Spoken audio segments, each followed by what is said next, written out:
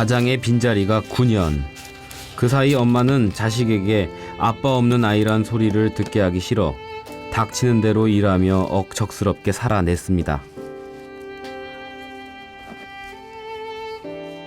라시 레벨 소미보노 니말레 잠코로 우소미보노 나자로 갈리네 미나네 시디에 소비로 아피 미나네 그래서 두냐네 맨네 사야အောင်소미보노 해미자로 맨네 노보노 해미자로 아피요 라시레 또 피 인베 소마ခေါ်ထားတာ 아비시 니말레야 မရှိပဲလဲပဲအဖေလို့တမျိုးတမရလုပ်ပေးရတာလေအဲကြလို့ဆိုမှသူအဖေတွေ့ရအောင်ဆိုတော့သူအဖေကိုပဲခေါ်ပေးတာ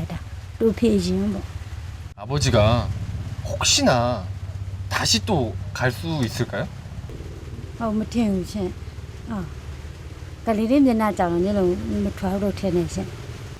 아버님 믿으세요? အမရဲ့အမျိုးသားယုံရလား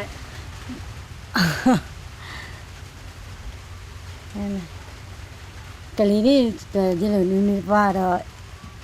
စိတ်မချရဘူးပေါ့